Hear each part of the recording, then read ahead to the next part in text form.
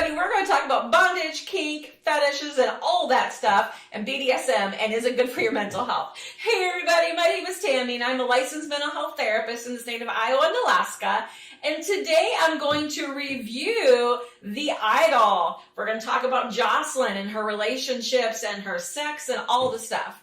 In the second episode of The Idol, I'm going to explore her specific sexual behaviors. Now, Pauline is going to take this on a different spin and talk about her mental health. So you're going to want to come back to listen to Pauline's stuff as well. So there's a common thought that people who are into kink and BDSM are somehow mentally ill. There might be some truth to that, but there might not be. So do you feel like that is true, or do you feel like that's something that society is just feeding us? First of all, let's talk about kink. What is kink? What's a kink? Like a kink in a hose? I don't know. The term kink is used probably the most to describe outside of society norm when it comes to sexual acts. But who or what decides what is normal? I say in therapy, there is no such thing as normal. On my washing machine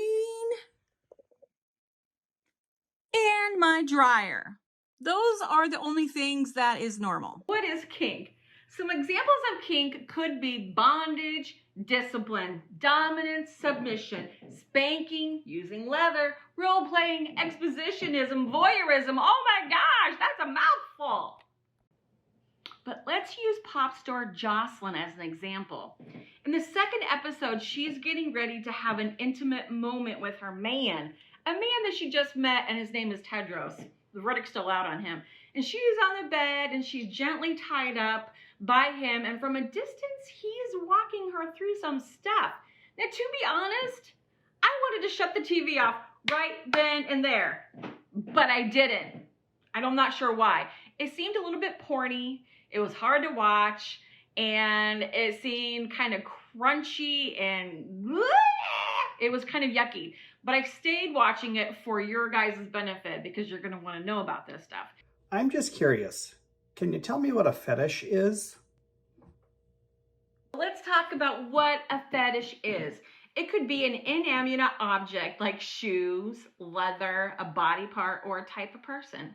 How a fetish is different than a kink is, and this is when you might want to grab your pen, that fetishes must be present for gratification, where a kink isn't required for satisfying sex.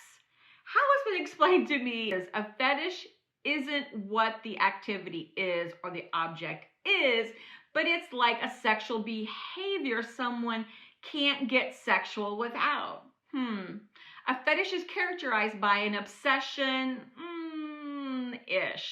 Fetishes are non-traditional yet harmless sexual practices. So let's do a silly example. Let's use Jocelyn, and let's say she's coming into my therapy office looking all hot and bothered, and she says that she needs to eat a mango before she can have any sex. She says she can't have sex unless she eats a mango. Eating a mango before every time she has sex is not a traditional act before doing the sexual act, because it's a need she has to do before the sexual act. So therefore, it's a fetish. If she needed to eat a mango every time before sex, it's a fetish. But it's not hurting anybody. Do you want to hear some fun facts? Of course you do. 45% of people report having a fetish fantasy. Who out there is having some fantasies? Research shows that a majority who incorporate kink into their regular sexual relationship is about 45%. And of those, 35% have engaged in kink acts with their partners. So does anybody want to start a discussion on that about fetishes? Is anybody brave enough? Bueller? The popularity of OnlyFans really kind of goes into play with this one. It shows you how people are fascinated with different types of fetishes. Clear as mud. Yeah. Give me a B, give me a D, give me a S, give you M. What does that stand for? BDSM. Do you know what it is? Let's learn. I've never understood BDSM. I don't even know what it stands for, and I've always thought it just sounds like they go around beating each other. So, BDSM stands for bondage, discipline, dominance, submission, sadism, masochism, and I can't say that word. People can use whips, ropes, handcuffs, or use some power dynamics as a way for erotic sexual play. It can include spanking, erotic asphyxiation. In the idol, we have a scene where Jocelyn takes a glass and has some ice in it, and she places it between her legs, and she's eating a piece of ice, but then she starts grinding on the glass of ice, and she's asphyxiating herself at the same time. Does it look familiar? She did it in the last episode too, but not with a glass of ice. So this can be seen as an example of BDSM. Later in the show, we see her on the bed, and we talked about that earlier, where Tedros is making her follow some orders. So BDSM isn't always about a masked leather daddy in the back of a dungeon, but it could also be your neighbor. Did you know 93% of men and 96% of women have fantasized about using some type of BDSM in the bedroom with their sexual partner? As a trained relationship and sex therapist, I will go on a limb and say there is no such thing as normal sex. And whatever you do in your personal life, in your bedroom, is nobody's business. I get really sick and tired, and I'm getting on my soapbox, but I get really sick and tired of people judging other people's personal lives, what they do in their home. It is none of your business, you guys, so back off. And again, it is no one's business. I digress. In a 2020 study in the Sexual Research and Social Policy Journal, they found that people who engage in kink are not mentally ill. So there you have it, video over. No, it's not. Keep listening. Most people are exploring BDSM because it's fun, it's sexy, and it's a form of expression. However, there are some who use the power dynamics, the pain in the play, and the role play in order to, listen to this, process their trauma. What? With that being said, BDSM can be liberating, but it can also be triggering. So if you don't know which one's going on, it might be a good time to go see a licensed mental health counselor or a therapist who can talk you through and work through your own self-discovery on that. But let's look into kink and the mental health aspect. Let's start with BDSM and trauma. Now, if you watch the show, you know that Jocelyn has a little bit of trauma, and she is struggling with the death of her mother. Trauma can live in our bodies. Did you guys know this? There is a fantastic book out there called The Body Keeps the Score, and this is a book that I recommend on the regular as a trauma therapist. The premise of the book states that trauma sticks with us, and it stays with us in our body, in our cells, and it lives within us, and it can grow and fester like a big fat blister. And it can seep into all areas of your life. Kidding aside, trauma can definitely be held in your body. A lot of somatic symptoms come from that. So if you have any past trauma, your body could literally be hanging on to that. Trauma damages our nerves, our nervous system, and it can make us stay in either a fight, flight, or freeze, or the new added term, fawn. Due to that, it can make healing and moving towards healing very difficult without professional help. Once again, it's really good to seek out professional help.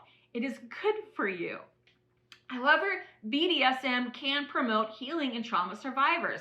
It can help them to regain some of the control that was taken away from them.